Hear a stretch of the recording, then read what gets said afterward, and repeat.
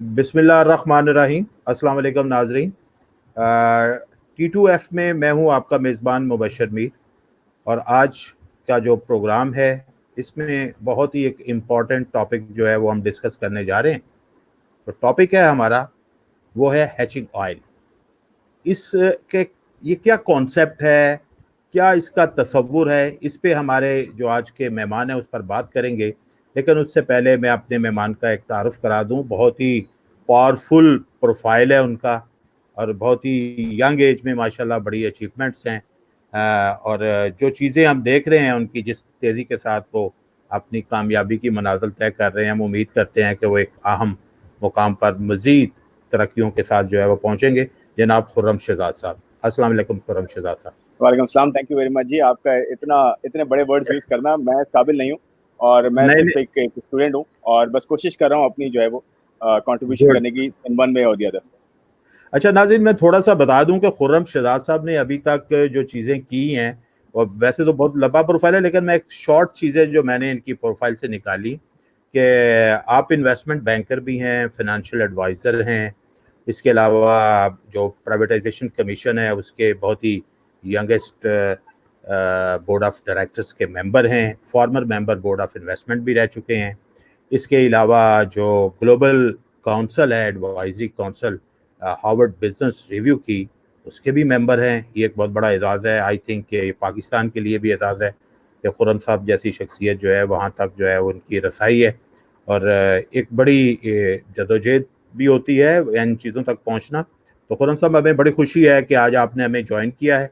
और आज का जो टॉपिक है, मैं सबसे पहले तो ये चाहूँगा आपसे कि आप हमारे नाजरीन के लिए ये जो कॉन्सेप्ट है हैचिंग ऑयल, ये है क्या चीज़, थोड़ा सा इस पे रोशनी डाल दें, ताकि अगली गुफ्तगू जो हो वो हमारे नाजरीन के लिए बहुत ही फ्रूटफुल हो, और वो ये समझने के लिए जो है उनका एक वो सूरत हाल पैदा हो जाए कि अगर हम इस कॉन्सेप्ट को अपनाते हैं, हुकूमत पाकिस्तान इस कॉन्सेप्ट को लेके चलती है, तो पाकिस्तान के इकॉनमी के लिए क्या क्या फ़वाइद इसमें हो सकते हैं, और हमें कितने अपने सार्फिन के लिए जो है हम फ़वाइद जो है वो हासिल कर सकते हैं।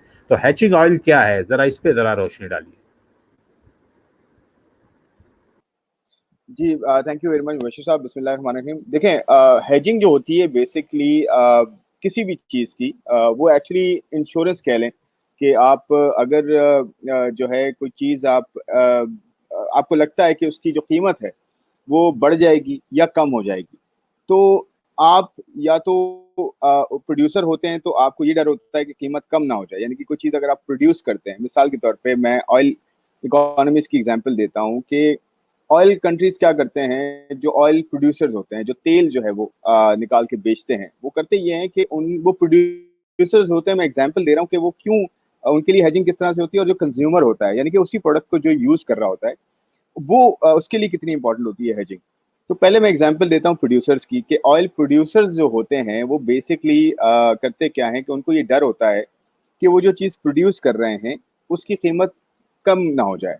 इसलिए वो क्या करते हैं कि अपनी उस कमोडिटी को या उस चीज़ को या ऑयल कह लें उसको, ऑयल को वो एडवांस में बेच देते हैं। यानी कि वो कहते हैं कि जी आज जो कीमत मिल रही है, मुझे लगता है आने वाले दिनों में कीमत ये शायद नीचे चली जाए। तो आज जितनी सप्लाई मैं लेकर आ रहा हूँ, उस सप्लाई को आज मैं एक अच्छी कीमत पे बेच दूं, अगर मुझे ये डर है कि कीमत नीचे चली जाएगी। और अगर मुझे ये डर नहीं है और मुझे लगता है कीमत ऊपर चली जाएगी, तो मैं उस कमोडिटी को अपने पास होल्ड करके रखता हूँ। ये इकोनॉमिक्स का एक बेसिक जो है वो प्रिंसिपल होता है कि डिमांड सप्लाई का, कि डिमांड किसी चीज़ की ज़्यादा होती है तो नेचुरली उसकी कीमत ज़्यादा हो जाती है उसकी सप्लाई के बनस्बत। और अगर सप्लाई किसी चीज़ की ज़्यादा हो जाए और डिमांड उसकी उतनी ना हो या उतनी रहे, सिर्फ सप्लाई बढ़ जाए, तो कीमतें नीचे आना शुरू हो जाती हैं। इसी तरह जैसे मैंने ये मिसाल दी कि अगर ऑयल प्रोड्यूसर्स हैं, उन्हें लगता है कि जी कीमत आगे गिर जाएगी, तो वो करते ये हैं कि आज ऊपर वाली कीमत पे, ये जो आज कीमत है, जो आज ज़्यादा है और फ्यूचर में कम होगी, वो आज कीमत पे बेच देते हैं। या फिर उनको ये लगता है कि जी आगे जाते कीमत गिरेगी, तो वो फॉरवर्ड में यानी कि फ्यूचर में जाके उस कीमत को लॉक इन कर लेते हैं। इसी तरह दूसरे एंड पे क्या होता है, दूसरे एंड पे उसी कमोडिटी का यूज़र होता है। यानी कि एक तरफ प्रोड्यूसर हो गया, मैंने कहा जैसे ऑयल एक्सप्लोरेशन जो है वो कंट्रीज़ हैं, सऊदी अरेबिया है या यूएई है या ईरान है या रशिया है या दूसरे और कंट्रीज़ हैं, जो बड़े प्रोड्यूसर हैं ऑयल के। इसी तरह कंज्यूमर जो है वो क्या सोचता है, वो किस तरह से हेजिंग उसके लिए कैसे जो है वो इस्तेमाल की जाती है या क्या होती है उसके लिए। मिसाल के तौर पर पाकिस्तान है, पाकिस्तान क्या करता है, ऑयल इंपोर्ट करता है या ऑयल जो है वो खरीदता है और इस्तेमाल करता है, इतना एक्सप्लोर नहीं करता, यानी कि इतना वो अपने ज़मीन से ऑयल नहीं निकालता जितनी उसकी डिमांड है या जितना उसे जो है वो कंज्यूम करना, इकोनॉमी के लिए कंज्यूम करना पड़ता है। हम अपनी जो कंजम्पशन है ऑयल की, यानी कि जितना तेल हम इस्तेमाल करते हैं और जितना निकालते हैं, उस इस्तेमाल का 85% हम बाहर से इंपोर्ट करते हैं, बाहर से मंगवाते हैं, और उसका सिर्फ 15% हम लोकली जो है प्रोड्यूस कर पाते हैं। तो होता क्या है कि हम जैसे कंज्यूमर के लिए, एक तरफ प्रोड्यूसर्स था, जैसे मैंने पहले कहा कि उनके लिए कीमतें गिरने का प्रॉब्लम होता है, तो वो आगे जाके उस कीमत को लॉक कर लेते हैं। इसी तरह हमारे लिए कीमतें बढ़ने का प्रॉब्लम होता है। क्यों? क्योंकि हम कंज्यूमर हैं, हम खरीदते हैं, तो जो खरीदने वाले एंड पे होता है उसके लिए कीमतें बढ़ना एक बड़ा प्रॉब्लम होता है, और जो बेचने वाले एंड पे होता है उसके लिए कीमत गिरना एक प्रॉब्लम होता है। ये एक मैंने आपको बिल्कुल प्रिंसिप वो बताया है, बहुत सिंपलिस्टिक जो है वो तरीके से एक्सप्लेन करने की कोशिश की है कि अच्छा खुरम साहब, हेजिंग में किया क्या जाता है। खुरम अब देखें होता क्या खुरम है साहब हेजिंग। यहाँ, हाँ, जी, खुरम साहब यहाँ पे जरा रुकिएगा। असल एक चीज आपने बिल्कुल क्लियर कर दी कि कंज्यूमर्स के लिए जो है वो खौफ है कि कीमत बढ़ जाएगी, और उसके लिए खौफ है प्रोड्यूसर के लिए कि कीमत कम हो जाएगी। हम पाकिस्तान को देखते हैं तो पाकिस्तान अपना तकरीबन 29% जो इम्पोर्ट्स हैं वो अपनी ऑयल प्रोडक्ट्स की दरामदात के ऊपर जो है वो खर्च करता है। पाकिस्तान का एक बड़ा जो इम्पोर्ट बिल है वो ऑयल के ऊपर सर्फ होता है। ज़ाहिर है जो आपने रेशो बताई 85 की और 15 की, काफ़ी बड़ी जो है ना, काफ़ी बड़ा गैप। आप जो हैजिंग के लिए जो बात कर रहे हैं, आप क्रूड ऑयल आप चाह रहे हैं, आप समझ रहे हैं कि क्रूड ऑयल जो है वो पाकिस्तान जो है वो अगर ज़्यादा पहले जो है वो 15 से 20% जो कि एक्सपेक्ट किया जा रहा है वो अगर हम करते हैं, तो आप समझते हैं कि जो हमारा इम्पोर्ट बिल है वो फ्यूचर में हमें उसमें एक बड़ा कुशन मिल जाएगा। और साथ साथ आप ये भी बताइएगा कि अगर हमारी ईसीसी जो है वो रिकमेंड कर रही है कि हमें इतना परसेंट जो है वो अपना ऑयल जो है वो एडवांस में मंगवाना चाहिए और हैजिंग करनी चाहिए, तो क्या हमारे पास स्टोरेज फैसिलिटीज जो है वो इस लेवल की है कि हम ये सारी चीज़ें मीट कर पाते हैं? अच्छा, मैं मुबशिर साहब आपको थोड़ा सा बैकग्राउंड देता हूँ पूरा कि जो नंबर्स हैं वो किस तरह से प्ले आउट कर रहे हैं। अच्छा, पहले तो मैं एक बस छोटे से जो है वो अपने जो है वो उसमें मैं कंप्लीट कर लेता हूँ कि वो हेजिंग का मैं उसको कंक्लूड कर देता हूँ वो किस तरह से हो रही होती है। हेजिंग फिर इस तरह से हो रही होती है कि देखें, इट्स लाइक एन इंश्योरेंस। आप इंश्योरेंस बाय करते हैं, आप ये देखते हैं कि जी एक्सीडेंट होगा तो मेरी कॉस्ट में बढ़ता रहूँगा, क्योंकि लाइक्लीहुड तो होता है एक्सीडेंट होने का, मरना तो इंसान ने है। तो वो इसलिए इंश्योरेंस बाय करता है कि ठीक है, अगर मैं मुझे कुछ होता है सही है। एक्सीडेंट या फिर इंतकाल की सूरत में, कुछ पोर्शन मैंने जो जमा करता रहा हूँ प्रीमियम की फॉर्म में, वो एक तरह से मेरी फैमिली को मिल जाए। इसी तरह हेजिंग भी, उसकी एसेंस भी यही है कि आप इंश्योरेंस देते हैं सिर्फ इस चीज़ की। प्रोड्यूसर इंश्योरेंस देता है अगर वो हेज कर रहा है कि मेरी प्राइसेस गिर ना जाएँ, और जो कंज्यूमर जैसे पाकिस्तान या इस तरह के कंट्रीज हैं जो कंज्यूम करते हैं, मिसाल के तौर पर ऑयल ही को एग्जांपल बनाते हैं, वो कीमत देते हैं कि प्राइसेस ऊपर जाएंगी तो मुझे वो प्राइसेस की जगह कम प्राइसेस मिलें, उसकी एक कीमत अदा करते हैं, जिसको आप ठीक है। हेजिंग का एक प्रिंसिपल कहते हैं, और ये इंश्योरेंस होता है। अच्छा, अब मैं वापस आता हूँ आपके क्वेश्चन पे। सेकंड क्वेश्चन में, बड़ा अच्छा क्वेश्चन है, मैं थोड़ा सा आपको बैकग्राउंड देता हूँ नंबर्स का। देखिए, पाकिस्तान जो है तकरीबन कोई 90-95 हज़ार बैरल्स पर डे प्रोड्यूस करता है क्रूड ऑयल। जो हमारी ठीक डिमांड है। है वो तकरीबन कोई हाफ मिलियन टन्स है, यानी कि तकरीबन 5 लाख बैरल्स पर डे की हमारे पास डिमांड है। इसका मतलब क्या हुआ कि हम 15% तकरीबन जो है वो प्रोड्यूस करते हैं और बाकी क्रूड ऑयल बाहर से मंगवाते हैं। हमारा जो ऑयल बिल है वो कितना है मुबशिर साहब? पिछले साल का ऑयल बिल, आज तो काफी कम हो गया है। पिछले साल का जो हमारा ऑयल बिल है था वो 14 अरब डॉलर का था। 14 अरब डॉलर तकरीबन कोई 25% बनता है आपके टोटल इम्पोर्ट बिल का। तो आप जो 29% कह लें, उसे 25 कह लें, 28 कह लें, 29 कह लें, इसी के दरमियान में एवरेज करता रहा है। यानी कि जितनी हम इंपोर्ट करते हैं, बाहर से जितना सामान मंगवाते हैं एज अ कंट्री, उसका 25 से 33% के दरमियान सिर्फ ऑयल का यानी कि एनर्जी बिल होता है। तो लास्ट ईयर का नंबर था 14 अरब डॉलर। इसके अंदर दो चीज़ें बड़ी, तीन चीज़ें इनफैक्ट अब हो गई हैं। क्या क्या हो गया? क्रूड ऑयल है, यानी कि तेल मंगवाते हैं, खाम तेल जिसे कहते हैं, अनरिफाइंड जिसे कहते हैं, सिर्फ जो है वो आम तेल होता है, वो हम इंपोर्ट करते हैं तकरीबन $3.5 बिलियन का। 14 बिलियन में से $3.5 बिलियन का क्रूड ऑयल इंपोर्ट करते हैं। दूसरी फॉर्म क्या होती है ऑयल की? पेट्रोलियम प्रोडक्ट्स, रिफाइंड प्रोडक्ट्स जिन्हें कहा जाता है। आप पेट्रोल कहते हैं, डीजल कहते हैं, और दूसरे आप जो है वो लाइट डीजल ऑयल कहते हैं, बहुत सारे और हैं, लेकिन ज़्यादातर हम पेट्रोल और डीजल इंपोर्ट करते हैं। तो वो कितने का करते हैं? वो तकरीबन हम 4 साढ़े 4 अरब डॉलर का वो करते हैं, या 5 अरब 5 साढ़े 5 अरब डॉलर कह लें आप, उसका ये कहते हैं ऑन एवरेज। तो 9 साढ़े 9 अरब डॉलर ये हो गया। 3 से 4 अरब डॉलर का अब हम जो इंपोर्ट कर रहे हैं वो एलएनजी कर रहे हैं। एलएनजी आपने देखा होगा, अब जब से हमारे जो है प्लांट्स एलएनजी पे चलना शुरू हुए हैं, वो भी हम इंपोर्ट करते हैं, कतर से इंपोर्ट करते हैं, और हमारे यहाँ प्लांट्स हैं जी, वो हम इंपोर्ट करते हैं। तो ये हमारा एनर्जी बिल्कुल। बिल का हिस्सा बन गया 12-13 बिलियन डॉलर्स का। बाकी 500-800 मिलियन डॉलर मिक्स कुछ और होता है, बट ये ज्यादातर ये 3 बड़े प्रोडक्ट्स हैं। अब इसमें देखें फायदा कहाँ पर है। ऑयल प्राइसेस गिरती हैं। Last year oil prices average जो हमें पड़ी थी, यानी कि 14 अरब डॉलर का बिल था, जो हमें एवरेज ऑयल प्राइस पड़ी थी, वो तकरीबन $70 पर बैरल थी। $70 पर बैरल का एवरेज था लास्ट ईयर का। आज आपके यहाँ प्राइसेस चल रही हैं तकरीबन $30 पे आ गई है ब्रेंट। ब्रेंट जो है दुनिया का बेंचमार्क समझा जाता है। WTI जो है, ये 2-3 मैं आपको इसलिए बता रहा हूँ कि WTI अमेरिकन जो है वो क्रूड है, अमेरिकन मार्केट के लिए है। ब्रेंट पूरी दुनिया के लिए बेंचमार्क समझा जाता है। ब्रेंट इस वक्त 30 पे चल रहा है और WTI दोबारा 24 पे आ गया है, 22-23-24 के करीब जो है वो चल रहा है। और जो अरब लाइट है, ये एशिया का हमारा जो बेंचमार्क है, यानी कि इन सब में फर्क क्या होता है ऑयल में।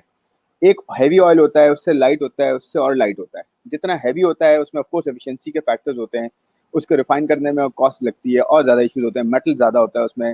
जितना लाइट और स्वीट होता जाता है उतना वो रिफाइन बेहतर उसका ग्रेड होता जाता है। तो इन तीनों में सबसे कम रिफाइंड जो है, या सबसे कम ये कह लें कि ग्रेड वाला अरब लाइट जो हम मंगवाते हैं, उससे भी थोड़ा बेहतर है ब्रेंट, और फिर सबसे बेहतर है WTI। तो ये मैं बेसिक बता रहा हूँ, वैसे बहुत ग्रेड्स होते हैं। हम जो लेते हैं वो दुबई और यहाँ का जो है ओमान का जो है वो एक एवरेज प्राइस होती है, वो आज भी तकरीबन 20-22 पे जो है वो चल रही है। और हमें अरामको और दूसरे जो रिफाइनरीज बड़ी जो आपको बिल कर रही होती हैं, या आपको जो दे रही होती हैं प्राइस, वो डिस्काउंट के साथ आज दे रही हैं। यानी कि आपके पास $3-4 का डिस्काउंट होता है WTI ब्रेंट के हिसाब से भी, इवन अरब लाइट पे भी। तो हमें बड़ा फायदा होता है। वो कैसे फायदा होता है? कंट्री जो इंपोर्ट करता है, मिसाल के तौर पर लास्ट ईयर अगर 14 अरब डॉलर का बिल था ऑयल का, और आज ऑयल 70 की जगह 30 पे मिसाल के तौर पे आ गया है, तो आपके जो फर्क है वो $40 का है। यानी कि ये 30 पे रहता है ऑयल नेक्स्ट लेट से 8-10 महीने के लिए, 11 महीने के लिए। तो आपका बिल जो है वो कितने पे आ जाएगा? तकरीबन 6 अरब डॉलर पे आ जाएगा। जो फर्क है वो 8 अरब डॉलर का फर्क है। 8 अरब डॉलर का फर्क, यानी आप 6 से 8 अरब डॉलर रफली लगा लें। लेकिन on the other and corona virus की वजह से एक्टिविटी स्लो डाउन हो गई है, आपकी जो कंजम्पशन है वो कम हो गई है। तो एक कंजम्पशन का आप 50% लगा लें, 4 अरब डॉलर का कम से कम आपको फायदा होना चाहिए पूरे साल के अरसे में, इस ऑयल की वजह से। अब वो कैसे फायदा होता है? देखिए, 4 अरब डॉलर का ठीक है। फायदा 2-3 तरीके से होता है। उसमें टैक्सेस गवर्नमेंट लेती है पेट्रोलियम लेवी के नाम पे, गवर्नमेंट सेल्स टैक्स चार्ज करती है, गवर्नमेंट जो है प्राइसेस जो है वो पास ऑन करती है, उसकी वजह से महंगाई में कमी होती है, एक आम आदमी को पेट्रोल डीजल डायरेक्टली सस्ता मिलता है। अब महंगाई में कितना पोर्शन है इसका? देखें, महंगाई एक बास्केट के हिसाब से जो है वो मेजर की जाती है। बास्केट की जिसे कहते हैं कंज्यूमर प्राइस इंडेक्स, उसमें बहुत सारी अशिया की सैम्पलिंग होती है। यानी कि आपने कुछ मार्केट से प्राइसेस उठाई, कुछ गांव से उठाई, रूरल से उठाई और अर्बन एरिया से उठाई, सिटीज से डिफरेंट प्रोडक्ट की प्राइसेस उठाई। उसमें एजुकेशन से लेकर, फुटवेयर से लेकर, क्लोथिंग से लेकर, फ्रूट से लेकर, सब्जियों से लेकर, ऑयल से लेकर, बिजली, हर चीज उसमें जो है तकरीबन कवर होती है, जो एक आम आदमी, या फिर ये कह लें डिफरेंट कैटेगरी के लोग, डिफरेंट क्लास के लोग, मिसाल के मिडिल क्लास है, लोअर क्लास है, अपर क्लास, ये सारे यूज करते हैं। तो वो एक एक मजमुआ होता है कि महंगाई की शरह क्या चल रही है, वो इस तरह से मेजर की जाती है। उसके अंदर ये जो डायरेक्ट इम्पैक्ट है पेट्रोलियम प्रोडक्ट्स का, यानी कि पेट्रोल की कीमतें, डीजल की कीमतें, इलेक्ट्रिसिटी की कीमतें, ट्रांसपोर्ट का जो है वो कॉस्ट, ये सब मिला के तकरीबन 10% बनता है। यानी कि पूरी बास्केट का 10% हिस्सा डायरेक्टली लिंक्ड है ये पेट्रोल, डीजल, इलेक्ट्रिसिटी की प्राइसेस के साथ, ट्रांसपोर्ट की जो है वो किरायों के साथ, कीमतों के साथ। तो अगर हम ये कहते हैं कि जी गवर्नमेंट जो है 20% से प्राइसेस गिराती है, जो गवर्नमेंट ने किया भी है अभी लास्ट, 20% से प्राइसेस गिराने का मतलब ये है कि तकरीबन 10%, 20% का 10% हिस्सा, हम्म।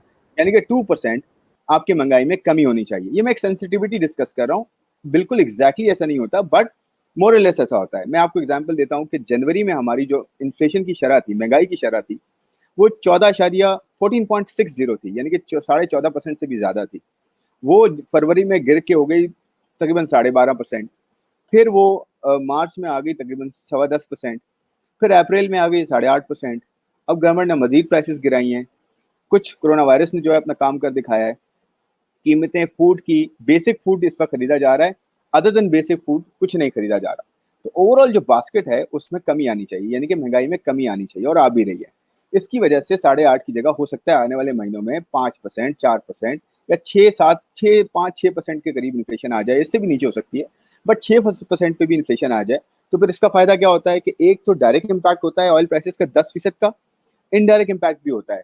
वो कैसे होता है कि ये जो बड़े-बड़े बिज़नेसेस होते हैं, मैन्युफैक्चरिंग कंसर्न्स होते हैं, वो अपनी कीमतों में जो जिससे अशिया बनती हैं, देखिए मैं आपको एक एग्ज़ाम्पल देता हूँ।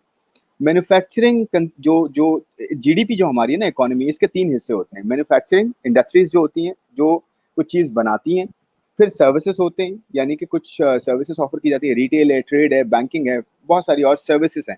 तीसरा एग्रीकल्चर का हिस्सा है। मैन्युफैक्चरिंग तकरीबन 20% है हमारी इकोनॉमी का, जो सर्विसेज है तकरीबन 55% है, और बाकी जो 25% है वो आपका एग्रीकल्चर है। अब ये इसमें तीनों में जो सबसे ज़्यादा इम्पैक्ट होता है बिजली की कीमतों का, वैसे तो अक्रॉस द बोर्ड होता है। बिजली की कीमतें, पेट्रोल की कीमतें, इन सबका असर सबसे ज़्यादा मैन्युफैक्चरिंग पे होता है। ये कहते हैं ना यूटिलिटी कॉस्ट उनकी, और उनकी ट्रांसपोर्टेशन कॉस्ट, उनकी जो है वो जो है प्रोडक्ट बनाने के अंदर जो एनर्जी यूज़ होती है उसकी कॉस्ट, कोल भी नीचे आ रहा है, सब कुछ यूज़ होता है। तो ये सारे मिला के तकरीबन 35 से 40% हिस्सा मैन्युफैक्चरिंग का सिर्फ ये एनर्जी कॉस्ट होती है। फिर वो इंटरेस्ट रेट की कॉस्ट होती है, शरह सूद की, और फिर और दूसरी एम्प्लॉयज़ की सैलरीज़ होती हैं। तो ये बहुत बड़ा हिस्सा होता है। इसकी वजह से ना सिर्फ महंगाई में डायरेक्ट इम्पैक्ट आना चाहिए आम आदमी को, बल्कि अशिया की कीमतों में भी कमी होनी चाहिए, इसलिए कि कॉस्ट ऑफ प्रोडक्शन आपकी आहिस्ता-आहिस्ता नीचे जाती है, आपकी यूटिलिटी प्राइसेज़ से, या फिर पेट्रोल या डीज़ल की प्राइसेज़ नीचे जाने की वजह से, और गैस की प्राइसेज़ भी आहिस्ता-आहिस्ता नीचे जाती हैं आने वाले महीनों में अगर। तो ये सारा मिल के आपकी इकोनॉमी पे एनर्जी का, और फिर आपका ओवरऑल महंगाई में कमी, फिर उसी की वजह से आपके इंटरेस्ट रेट्स नीचे आते हैं, फिर आपकी जो इन्वेस्टमेंट होती है, तो आहिस्ता-आहिस्ता पहिया जो है ना इम्प्रूव होता है, इसलिए हमारे यहाँ ऑयल प्राइसेज़ एक गेम चेंजर समझा जाता है। अच्छा खुर्रम साहब यहाँ पे क्योंकि ऑयल रुकिएगा। का जैसे आपने कहा, खुर्रम साहब यहाँ पे तो रुकिएगा। हमारे यहाँ आप जितनी प्रोसेस है वो हमारे यहाँ ट्रांसलेट होती हैं। तो गवर्नमेंट खुर्रम 2 चीज़ें साहब, करे, डेवलपमेंट भी करे इस पे, और पास ऑन भी कुछ हद तक करे, अपने टैक्सेस को भी मेंटेन करे, तो मेरे ख्याल में ओवरऑल इकोनॉमी का पहिया दोबारा से चलाया जा सकता है, बेहतर किया जा सकता है। अच्छा अच्छा खुर्रम साहब, बिल्कुल आपका बड़ा अच्छा पॉइंट, आपने बड़ी उसकी वो कंपैरिजन किया है कि किस तरह उसका डायरेक्ट इम्पैक्ट आएगा और किस तरह महंगाई को रोकने के लिए उसका इनडायरेक्ट इम्पैक्ट आएगा।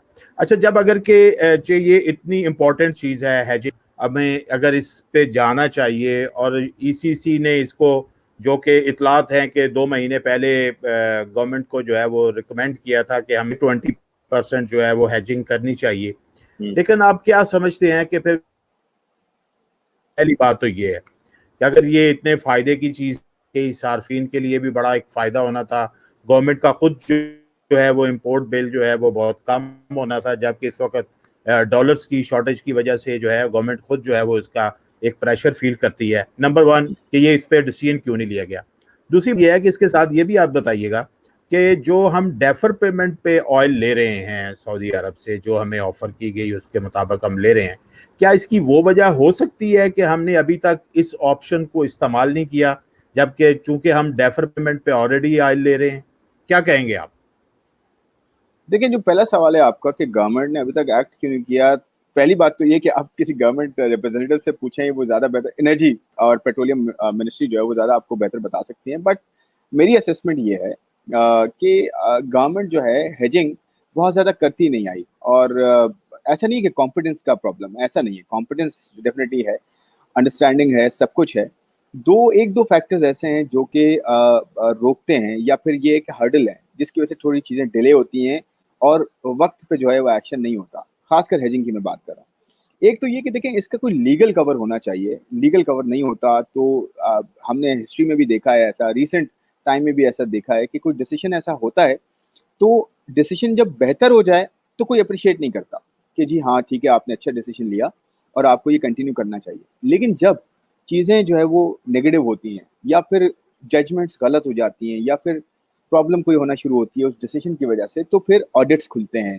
फिर वो आपको पता है बहुत ज़्यादा इन्वेस्टिगेशंस और बहुत प्रॉब्लम्स होना शुरू होती है, तो इंडिविजुअल्स डिसीजन लेने में इसलिए थोड़ा अपने आप को कवर करते हैं, कोशिश करते हैं कि हर चीज़ कवर्ड हो। तो इस सारे टाइम में सारी जिद्दोजहद में वो जो एक्चुअली डिसीजन होता है वो सफ़र करना शुरू हो जाता है, जो टाइमिंग बड़ी इंपॉर्टेंट होती है। देखिए आजकल दुनिया में इंफॉर्मेशन जो फ्लो है उस हिसाब से आपको एक तो बहुत जल्दी डिसीजंस लेने होते हैं, बहुत जल्दी चीज़ें जो है वो खत्म हो जाती हैं, आपको अपॉर्चुनिटीज़ जल्दी-जल्दी आती हैं और जल्दी खत्म हो जाती हैं। आप देखें ऑयल में भी यही हुआ कि ऑयल जो है डब्ल्यूटीआई और ब्रेंट जो है वो नीचे गया, 16 तक चला गया था ब्रेंट, बल्कि इससे भी नीचे गया था। प्लस डब्ल्यूटीआई $11, बल्कि वो कुछ कॉन्ट्रैक्ट्स तो नेगेटिव भी होते, लेकिन वो एक एनोमली थी।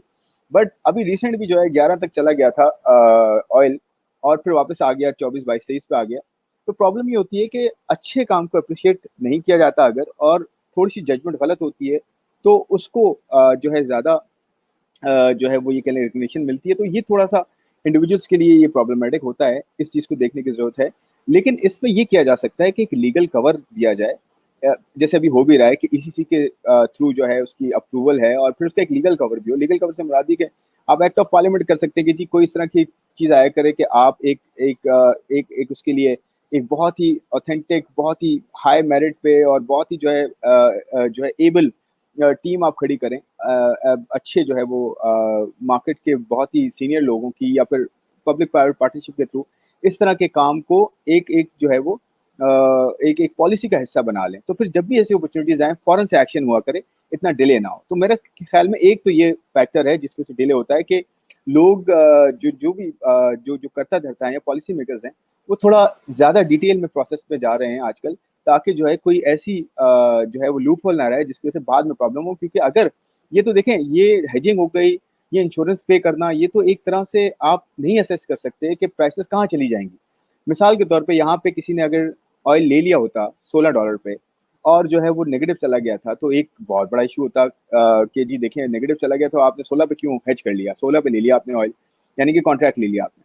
इसी तरह अगर 16 पे ले लिया होता और आज 24 हुआ हुआ है डब्ल्यूटीआई, या फिर ये कह लें कि जो हमारा जो बेंचमार्क है, वो ब्रेंट कह लें या फिर अरब लाइट कह लें, वो जो है ऊपर आ गया है तो फ़ायदा होना होना शुरू हो जाता आपको। मैं एक मिसाल देता हूँ कि ये हुआ ऐसा कि कुछ ऑर्गेनाइज़ेशन ने गवर्नमेंट की हेजिंग करने की कोशिश भी की और कुछ कामयाब भी हुए, बट जब वो नाकामयाब हुए तो उनके लिए इश्यूज़ ज़्यादा हो गए नाकामयाब होने की वजह से। हालाँकि वो सेम जजमेंट थी, सेम एफर्ट्स थी, सेम जो है वो कोशिश थी, मतलब शायद ऐसे ही सब कुछ था।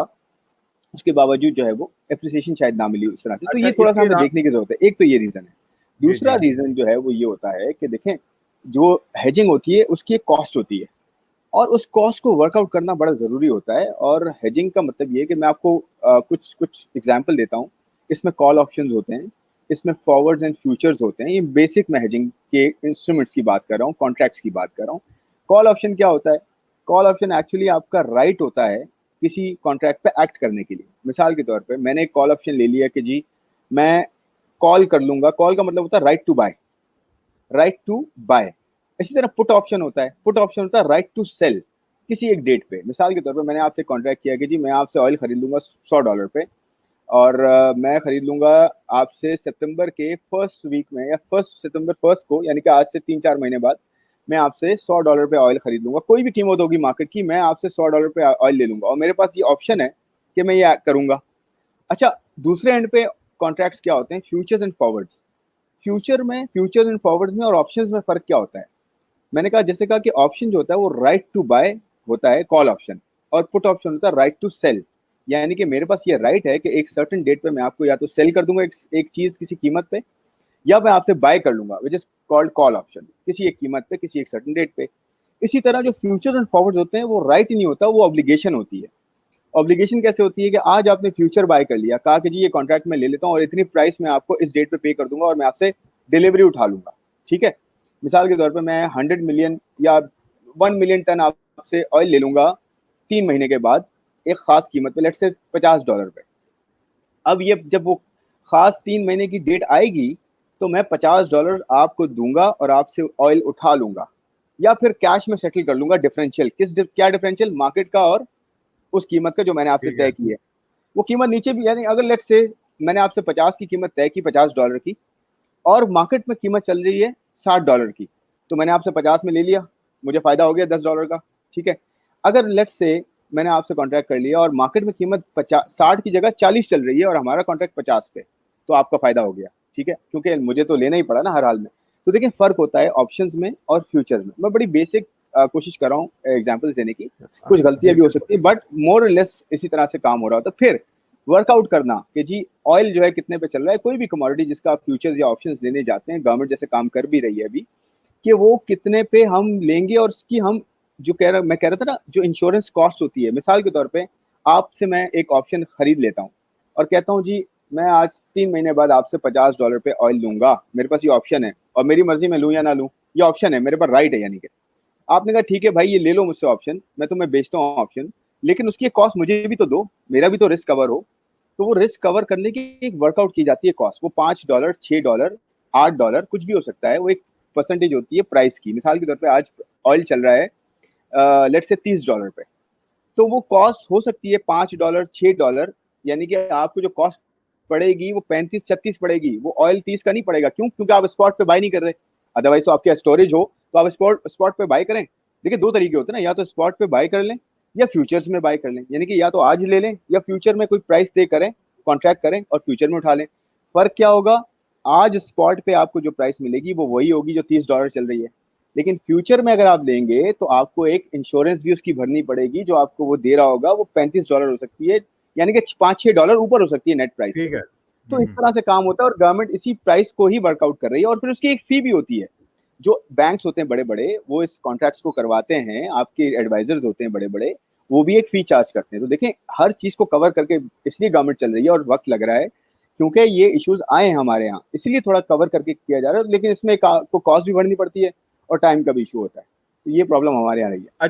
अच्छा शहजाद, एक बात तो ये है कि जो अगर वक्त इस पे लग रहा है तो उसके जो जितने उसके डायनामिक्स हैं, जितनी उसकी रिक्वायरमेंट्स हैं, उनको कवर करने की कोशिश की जा रही है। जो आपने उसको लीगल कवर की बात की है, मेरा ख्याल है कि मुझे नहीं लगता नहीं है कि इस वक्त गवर्नमेंट इस पोजीशन में हो, जो इस वक्त सिचुएशन है कि वो इतना बड़ा लीगल कवर जो है उसका लिया जा सकता है।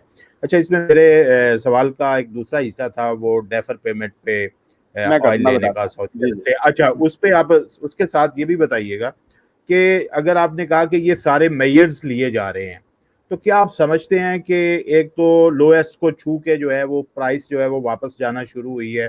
अगर हमने बहुत ज़्यादा, अगर वाकई इसके इस फैसले पे हमने जाना है, तो क्या हम बहुत डिले तो नहीं हो जाएंगे कि फिर हमें हैजिंग का वो फ़ायदा ही ना हो जो इसका फ़ायदा होना चाहिए, वो प्राइसेस जो हैं वो दोबारा एक हाई लेवल की तरफ जो है वो चलनी शुरू हो जाएं? तो ये दोनों चीज़ों को जो है ना वो बताइए। देखिए मैंने जैसे मैं पहले वो आपको डेफर्ड फैसिलिटी पे बता देता हूँ। देखें गवर्नमेंट ने जो सऊदी अरेबिया के साथ एक कॉन्ट्रैक्ट किया था और वो पहले भी कर चुके हैं हम 2000 में 2001 में, वो बेसिकली होता ये है कि आप कुछ पैसे, कुछ आप फैसिलिटी जो है वो डेफर्ड पेमेंट पे बाय कर लें। मिसाल के तौर पर आज आपको ऑयल मिल जाएगा लेकिन पेमेंट आज नहीं कर रहे आप, एक खास प्राइस पे जो आज चल रही होगी उसी प्राइस पे आपको ऑयल मिलेगा। मिसाल के तौर पर आज अगर $30 पे मिल रहा है तो $30 का वॉल्यूम आप उठा लेंगे और लेकिन आप उसकी पैसे पे नहीं करें, क्योंकि हमारे पास डॉलर की शॉर्टेज थी। सऊदी अरेबिया ने डेफिनेटली हमारे लिए बड़ा जो है बड़ा स्टेप लिया हमारे लिए और हमें बड़ा सपोर्ट किया और हमेशा हमें करते रहे। तो मेरे ख्याल में जो डेफर्ड पेमेंट है वो $3.25 बिलियन की थी।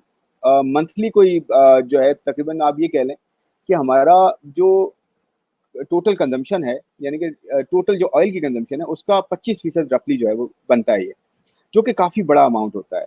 यानी कि अगर आपका $14 अरब का बिल है तो महीने का कम से कम आपका जो है वो $1.25 अरब तकरीबन निकल रहा है। सवा या एक और $1.25 के बीच में आपका महीने का जा रहा है। उसका जो है अगर $3.25 बिलियन, यानी कि अगर $1.25 अरब की फैसिलिटी है तो एक साल में हम इतना ही क्रूड इम्पोर्ट करते हैं। एक साल में $3.5 अरब का क्रूड इम्पोर्ट करते हैं, तो $3.25 अरब की आपको फैसिलिटी मिल रही है। इसका मतलब ये कि एक साल के अंदर आपको पैसे क्रूड ऑयल के नहीं देने पड़ रहे, वो अगले साल देने पड़ेंगे, लेकिन देने हैं। तो देखें डेफर्ड फैसिलिटी मैंने सुना है कुछ कि अभी 600-700 मिलियन डॉलर, $800 मिलियन यूज हुए हैं, तो 2-2.5 अरब अभी बाकी है उसमें। तो ये किया जा सकता है कि इस वक्त थोड़ी आपको पता है अनयूजुअल सिचुएशन है, तो सऊदी अरेबिया से ये रिक्वेस्ट की जाती है। अभी वैसे बाय द वे $1.8 बिलियन उन्होंने माफ भी किए हैं, माफ तो नहीं किए, इनफैक्ट वो डेफर कर दिए हैं। जो जो डेट हमने भी लिया था उनसे, कैश भी कुछ लिया है हमने, यूएई से लिया था, सऊदी अरब से लिया था, कतर से लिया था, इस तरह। तो उसमें वॉल्यूम जो है वो हम तय कर लें। वॉल्यूम से मतलब ये कि आज प्राइसेस जो हैं, हम सऊदी अरेबिया से ये रिक्वेस्ट करें अगर ये हो सके, और ये डुएबल है वैसे, कि हम ये कहें कि जी देखें हमारे पास जितना भी डेफर्ड फैसिलिटी बाकी है, एक तो आप 2 साल 3 साल पे कर दें, वैसे ये रिन्यूएबल है, आपको जो है हर साल पे आप उसको रोल ओवर कर सकते हैं। तो आप ये कहें कि जी आप आज अगर कम प्राइस पे ऑयल आया हुआ है, इसी पे आप हमें जो हमारी फैसिलिटी का अमाउंट लेफ्ट ओवर है इस प्राइस पे लॉक कर लें तो आपका वॉल्यूम बढ़ जाएगा कंपेयर टू द टाइम जब आपकी प्राइस थी $50 $60, उसका आपका वॉल्यूम कम था, क्योंकि आपकी जितने फैसिलिटी है उसमें प्राइस और वॉल्यूम ये दो चीजें हैं। तो अगर प्राइस कम हो जाएगी तो वॉल्यूम बढ़ जाएगा, क्योंकि फैसिलिटी के अमाउंट सेम है। तो अगर प्राइस बढ़ जाएगी तो वॉल्यूम कम हो जाएगा। तो आज प्राइस कम है आपकी तो वॉल्यूम बढ़ सकता है। तो यहाँ लॉक इन करें, सऊदी अरेबिया से रिक्वेस्ट करें कि जी आने वाले टाइम में आप 30 पे ही हमें दे दें या 25 पे दे दें, हमें जो भी प्राइस इस वक्त चल रही है ये लॉक इन कर लें। एक तो ये पॉसिबिलिटी हो सकती है जिससे हमारे आने वाले महीनों में जो है इसी पैसे में ज्यादा ऑयल आ सकेगा। तो इसका मतलब इफेक्टिवली आपने हेज ही कर लिया। दूसरी चीज जो आपने कही कि जी आप जो है वो उस पे मेरे ख्याल में जो हेजिंग लेट हो रही है वो क्यों हो रही है। लेट होने का जैसे मैंने रीजन पहले कहा कि ऑफ कोर्स जो है थोड़ी कागजी कार्रवाइयाँ होती हैं, प्रोसेस होता है, और ये बड़ी है वो है हेजिंग है, और कंट्री का 25% 30% आप जो है वो उसकी 20% की बात कर रहे हैं हेज करने की, जो अभी गवर्नमेंट ने कहा भी है। मेरे ख्याल में ये अच्छी डेवलपमेंट है, गवर्नमेंट जल्दी इसको कर ले, क्योंकि जैसे मैंने पहले कहा कि अपॉर्चुनिटीज जल्दी आ रही हैं और जल्दी जो है ना वो जा रही हैं। और आपने देखा है कि ऑयल बहुत वॉलेटाइल हुआ है, नीचे आया $10-11 पे, अभी रिसेंटली भी फिर दोबारा ऊपर चला गया, डबल हो गया ऑलमोस्ट। तो ये एक शॉर्ट विंडो है, इस पे अपॉर्चुनिटी पे बड़ी जल्दी एक्ट करना पड़ेगा। जितना जल्दी एक्ट करेंगे उतना कॉम को जल्दी फायदा होगा, ज्यादा फायदा होगा। तो मेरे ख्याल में 1 साल 2 साल की जो बात की जा रही है ये ऐसा हो जाए तो अच्छा है, ताकि हम यहाँ पे, क्योंकि लास्ट जब ऑयल प्राइसेस क्रैश हुई थी 2014 में और 2016 तक $30 पे ऑयल आ गया था, उस पर हम हेज नहीं कर पाए थे, लेकिन वो मिस्टेक थी एक। आज ना करें वो, तभी कॉम को फायदा होगा, अदरवाइज जो है ये बड़ी अपॉर्चुनिटी हम मिस कर सकते हैं। शहजाद, एक चीज और है कि जाहिर है कि हमारी जो मार्केट है, जो खास तौर पे स्टॉक मार्केट है, वो बड़ा असरअंदाज होता है हमारा बिजनेस। जैसे ही हमें अगर एक कुशन मिलता है, जो आप कह रहे हैं कि हेजिंग से एक कुशन मिलेगा, इकोनॉमी जो है वो बेहतर हो सकती है, उसके अलावा महंगाई जो है उसको कंट्रोल किया जा सकता है, और साथ साथ ये भी है कि एक फ्यूचरिस्टिक अप्रोच है, और इसको अगर हम अडॉप्ट करते हैं, तो अगर हम इस तरह करते हैं तो जाहिर है कि हमें ये उम्मीद लग जाएगी कि हमारा जो इम्पोर्ट बिल है उसके अंदर हमें एक कुशन बड़ा मिलेगा। जब हमें इस तरह की सूरत हाल, एक अच्छी खबर आती है, तो हमारी स्टॉक मार्केट जो है ना उसके अंदर भी एक मूवमेंट जो है वो आती है, बेहतरी की मूवमेंट आती है। आप जी समझते हैं कि जैसे आपने इसका इम्पैक्ट बताया है कि बाकी चीज़ों पे इम्पैक्ट या महंगाई पे इम्पैक्ट, एक बेहतर इम्पैक्ट आएगा, क्या स्टॉक मार्केट में जो एक सूरत हाल है उसके अंदर भी हमें कुछ बेहतरी के आसार नजर आएंगे इसके ऊपर? और हमारी जो दूसरी कंपनीज हैं, ऑयल मार्केटिंग की कंपनीज हैं या ऑयल प्रोड्यूसिंग कंपनीज हैं, उनका इस पे क्या रिएक्शन होगा? देखें, ये बड़ा अच्छा जो है क्वेश्चन है। अगर स्टॉक मार्केट की बात करें तो हमारे यहाँ थोड़ा सा इन्वर्स रिलेशन है। इन्वर्स से मतलब ये कि जहाँ पे ऑयल प्राइसेस नीचे आती हैं, क्योंकि हमारा जो इंडेक्स है, जो कराची स्टॉक एक्सचेंज जो KC 100 इंडेक्स है, वो अभी तक KC 100 इंडेक्स ही है, क्योंकि पाकिस्तान स्टॉक एक्सचेंज का जो बेंचमार्क इंडेक्स है उसके अंदर दो बड़े सेक्टर्स जो हैं वो हैवी हैं। एक है ऑयल सेक्टर और दूसरा है बैंकिंग। इन दोनों का तकरीबन कोई आप कह रहे हैं फ्री फ्लोट के हिसाब से अगर आप देखें तो 15-16% आपका जो है ऑयल कंट्रीब्यूट करता है, 15-16% बैंक्स कंट्रीब्यूट करते हैं। तो अच्छा खासा है, और ये पूरी दुनिया में होता है, ऐसा नहीं कि हम अनोखे हैं और हमारा इंडेक्स जो है वो हैवी होता है। ये रिलायंस आप इंडिया में देख लें 20% वो कंट्रीब्यूट करता है। और अब तो आप S&P देखें, S&P जो अमेरिका का बेंचमार्क इंडेक्स है, S&P 500 कंपनीज में 5 कंपनियां जो है वो 20% कंट्रीब्यूट करती है, यानी कि 1% टोटल कंपनीज का 1% जो है 20% पूरी मार्केट में कंट्रीब्यूट कर रही है। कौन कौन सी टेक्नोलॉजी कंपनी है? सारी फेसबुक है, माइक्रोसॉफ्ट है उसमें, गूगल है उसमें, एप्पल है, नेटफ्लिक्स है और दूसरी और कंपनियां हैं इसके अंदर। तो देखिए हमारे यहाँ भी ऑयल एंड बैंक्स ये हैवी हैं। तो ऑयल में होता ये कि ऑयल प्राइसेस जब गिरती हैं तो ऑयल नीचे आ जाता है, इंडेक्स में जो है वो नजर आता है कि जी गिर चुका है इंडेक्स, क्योंकि वो उसको ड्राइव करता है, लेकिन इकोनॉमी को फायदा होता है। तो ये मैं इसलिए कह रहा हूँ इनवर्स रिलेशन है, यानी कि उल्टा रिलेशन जिसे कहते हैं। इसी तरह से अगर ऑयल प्राइसेस बढ़ती हैं तो हमारे यहाँ ज्यादातर देखा जाता है कि ऑयल का इंडेक्स बढ़ जाता है, ऑयल बढ़ता है तो इंडेक्स को भी वो बढ़ा देता है। OGDC है, PPL है, पाकिस्तान ऑयल फील्ड्स है, मारी पेट्रोलियम है, बहुत सारी और पाकिस्तान स्टेट ऑयल है, शेल है, APL है, बहुत सारी और कंपनियां हैं, रिफाइनरीज हैं 3-3 4-4 5-5। तो फर्क पड़ता है up stream down stream middle stream सब पे, पूरी एक चेन है हमारे यहाँ अलग अलग कंपनीज की जो ऑयल की है। तो हमारे यहाँ होता क्या है, अगर ऑयल प्राइसेस गिरती हैं तो इम्पैक्ट नेट क्या आना चाहिए और आता भी है, वो ये है कि अगर इकोनॉमी में महंगाई में कमी आती है, ओवरऑल एनर्जी कॉस्ट नीचे जाती है। जैसे मैंने पहले कहा कि आपके मैन्युफैक्चरिंग कंसर्न्स जो हैं इनकी 30-40% जो है सिर्फ एनर्जी कॉस्ट होती है टोटल कॉस्ट ऑफ प्रोडक्शन का। तो एक तो वहाँ पे इम्पैक्ट पड़ता है, मैन्युफैक्चरिंग आपकी बेहतर होती है, उनको उनके लिए बेहतर होता है। लेकिन इसमें देखिए एक पॉइंट मैं भी कहना चाहूँगा, गवर्नमेंट को इसको मेक श्योर करना चाहिए, प्रोविंशियल फेडरल गवर्नमेंट को, कि जो भी प्राइस पास ऑन की जाती है ऑयल की, वो मेक श्योर करे मार्केट्स में हर जगह कि प्रोडक्ट के कीमत कम होने की सूरत में मिलनी चाहिए। अदरवाइज कोई फायदा नहीं होता, गवर्नमेंट पास ऑन करती है नीचे पास ऑन, क्योंकि पूरी दुनिया में होता है कि प्राइसेस पास ऑन जब बढ़ती हैं तो जल्दी से की जाती हैं, तेजी से की जाती हैं और बढ़ाई जाती हैं ज़्यादा, लेकिन जब गिरती हैं तो कमी उनमें जो है वो कम कम आती है, यानी कि गिरती कम से है और बढ़ती ज़्यादा से है।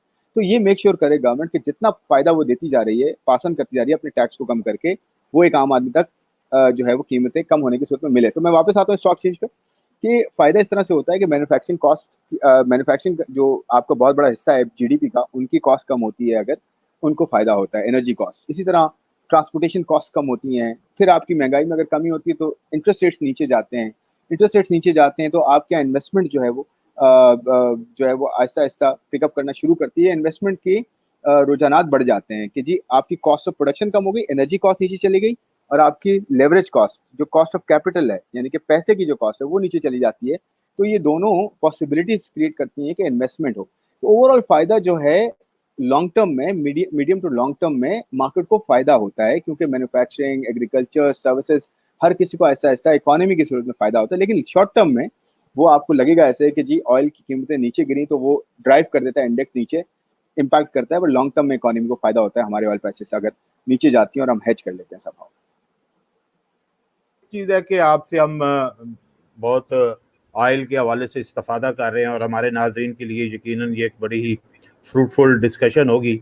दो बड़े इम्पॉर्टेंट चीज़ें हैं जो मैं चाहूँगा कि अब जो हमारे प्रोग्राम के आखिरी 10 मिनट हैं उसके अंदर इसको हम कवर करें।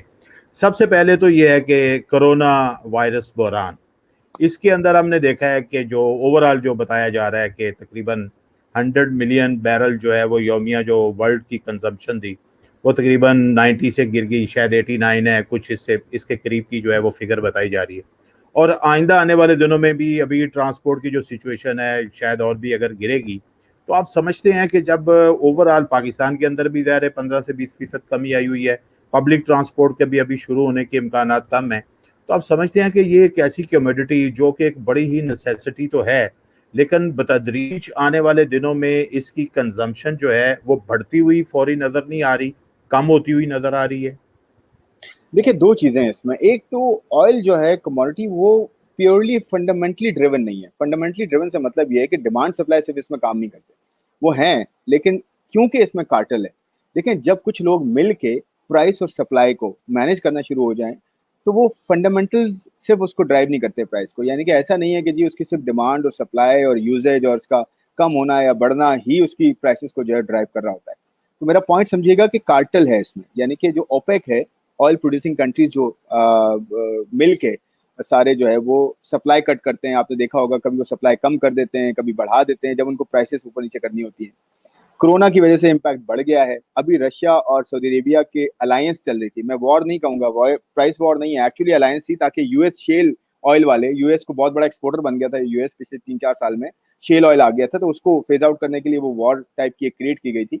तो अभी जो है देखें, जो फंडामेंटली ड्रिवन चीज़ें नहीं होती, यानी कि सिर्फ डिमांड सप्लाई पे बेस नहीं करती, तो उसका पता नहीं चलता। वो कभी भी आप देखेंगे कि वो प्राइस नीचे करेंगे, सॉरी सप्लाई कट करेंगे बहुत लंबी चौड़ी ओपेक वाले, और प्राइसेस जो है वो ऐसे ऐसे ऊपर आने शुरू हो जाएंगे और प्राइसेस आई भी हैं। तो कहने का मतलब है फंडामेंटल की सिर्फ बात करते हैं अगर, तो फंडामेंटली ऑयल शायद इतना ज़्यादा आगे डिमांड में ना हो। उसकी वजह क्या है? देखें ऑयल ड्रिवन, ऑयल जहाँ यूज़ होता है वहाँ अब इलेक्ट्रिसिटी आना शुरू हो गई है। सबसे बड़ा जो ऑयल का जो जो वजह है इस्तेमाल होने की, वो इंडस्ट्रीज तो हैं लेकिन ट्रांसपोर्ट बहुत ज़्यादा है। अब दुनिया में कोविड के बाद ट्रांसपोर्ट या तो कम हो सकती है या फिर ये कह लें कि अगर होगी भी तो वो शायद ऑयल पे ना हो, इलेक्ट्रिक कार्स पे, ईवी जिसे कहते हैं, इलेक्ट्रिक व्हीकल्स की तरफ जा रहे हैं लोग। तो फ्यूचर जो है वो इलेक्ट्रिकल व्हीकल्स का है या कम ट्रांसपोर्ट का है, घर पे बैठ के काम करने का है, डिजिटाइजेशन का है। और वर्चुअली आज हम जो बात कर रहे हैं, देखें ना, हम जो है वर्चुअली बात कर रहे हैं और काम हम कर रहे हैं। तो देखिए आने वाला दौर, ये न्यू नॉर्मल जिसे कहते हैं, इस वायरस ने बहुत सारी चीज़ें सिखा दी हैं हमें और पूरी शेकअप किया है दुनिया के एक एक कन्वेंशनल ऑर्डर को। तो अब जो जो स्मार्ट लोग होंगे वो नेचुरली उस तरफ जाना शुरू होंगे कि इसी को अगर हम नॉर्मलाइज़ कर दें, इसी को हम आगे कंटिन्यू करें इन हालात को, तो क्या होगा? तो ऑयल का एक तो देखें फंडामेंटल्स जो हैं, यानी कि डिमांड सप्लाई, आगे जाते सप्लाई अपनी जगह ज़्यादा लगती है, डिमांड कम लगती है, तो हो सकता है प्राइसेस इतनी ज़्यादा ना बढ़े। बट प्राइसेस बढ़ाने की कोशिश ज़रूर की जाएगी। उसका दूसरा एंगल क्या है? मैंने जैसे कहा कि कार्टेलाइज़ेशन होती है। जब कार्टेलाइज़ेशन होती है तो डिमांड सप्लाई को काबू करके रखती है। तो एक तो ये रीज़न है जिसकी वजह से ऑयल प्राइसेस शायद बहुत ज़्यादा ऊपर ना जाएँ, लेकिन ये हो सकता है कि दोबारा 40, 45, 40, 45, 50 के अराउंड चली जाएँ 6 महीने, 8 महीने में आहिस्ता-आहिस्ता जब ये वायरस का इम्पैक्ट इंशाअल्लाह कम होता है और दवाई इजाद हो जाती है और सब चीज़ें जो है कंट्रोल में आती हैं। तो ये एक होगा, इससे हमें जो है फ़ायदा हो सकता है। लेकिन अभी शॉर्ट विंडो है, यहाँ पे हमें जो है इसको कैप्चर करना चाहिए। जितना जल्दी कैप्चर करेंगे मेरे ख्याल में उतना जल्दी मुल्क को फ़ायदा होगा। और एक और चीज़ मैं इसमें ये कहूँगा कि वो जो मैं बात कर रहा था कार्टेलाइज़ेशन की, वो जियोपॉलिटिक्स भी बहुत ज़्यादा रोल प्ले कर रही है ऑयल प्राइसेस में। तो ऑयल जो है ना वो बड़ा एक एक मिक्सचर है बहुत सारी चीज़ों का, डिमांड, सप्लाई, जियोपॉलिटिक्स, कार्टेलाइज़ेशन।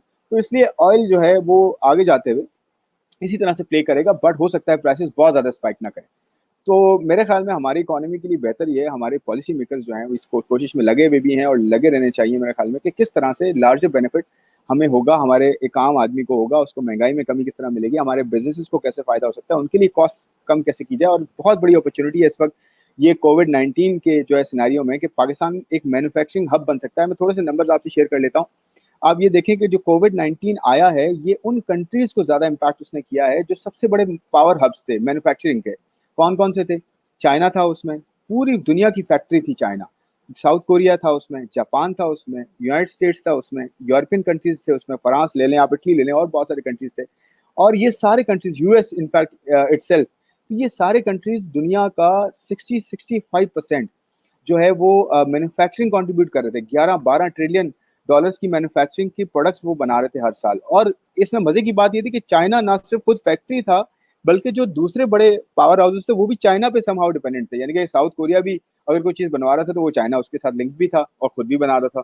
तो हमारे लिए अपॉर्च्युनिटी क्या है? देखें, यूएस चाइना की वॉर, अब लोग शायद शायद डी-ग्लोबलाइज़ेशन की तरफ जाएँ। डी-ग्लोबलाइज़ेशन का मतलब ये कि पहले ग्लोबलाइज़ेशन हो रही थी, ट्रेड, फाइनेंशियल्स एंड टेक्नोलॉजी ये सारी एक्सचेंज हो रही थी और ग्लोबलाइजेशन हो रही थी, यानी कि दुनिया एक होने जा रही थी इर्रिस्पेक्टिव के बॉर्डर्स किसके क्या हैं। अब ये डी ग्लोबलाइजेशन, प्रोटेक्शनिज्म, अपनी इंडस्ट्रीज को खुद खड़ा करना, इम्पोर्ट सब्स्टिट्यूशन, ताकि किसी और पर रिलायंस ना हो कि अगर इस तरह के वायरसेस चलते रहे तो फिर तो आप दुनिया से डिस्कनेक्ट ही होकर रहेंगे। तो क्यों ना ऐसी चीज़ें डेवलप कर लें आज ही कि इस तरह के इश्यूज आने वाले दिनों में, क्योंकि अल्लाह ने इंसान को बड़ा स्मार्ट बनाया है, उसकी अकल है, तो वो ये सब चीज़ें देखता है कि जी आने वाले दिनों में इसको रिपीट ना होने दिया जाए, अपने लिए पहले ही उसका सदेबाप कर ले। तो मेरे ख्याल में इम्पोर्ट सब्स्टिट्यूशन और जो सप्लाई चेन होगी वो लोकली बनाई जाए, क्रिटिकल सप्लाई चेन खासतौर पर फूड है या फिर रिटेल है या फिर और कुछ है इस तरह से।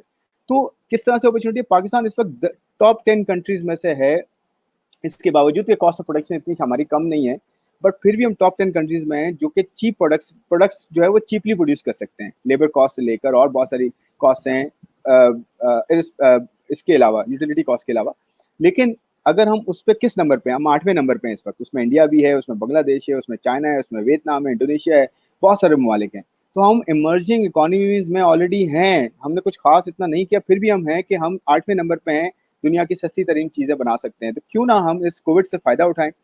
और अच्छा शिवराज मिसाल साहब के तौर पे कि 1 मिनट दुनिया का 65% जी, दुनिया का 65% अगर जो है 5-6 बड़े पावर हाउसेस जो है वो कंट्रीब्यूट कर रहे थे, उसका हम आपको पता है हम दुनिया की ट्रेड का 1% भी नहीं है, 0.5% भी नहीं है हम ट्रेड का। ठीक है तो आपका इसमें पॉइंट आ अगर गया। हम नहीं, जी, अगर हम जी। देखिए बड़ा इंपॉर्टेंट पॉइंट है, अगर हम दुनिया का 0.5% इन 5-6 कंट्रीज से लेकर पॉलिसीज के थ्रू यहाँ पे इन्वेस्टमेंट अट्रैक्ट करें और लोकल इम्पोर्ट सब्स्टिट्यूशन दें, लोकल इन्वेस्टर्स को जो है इनकरेज करें।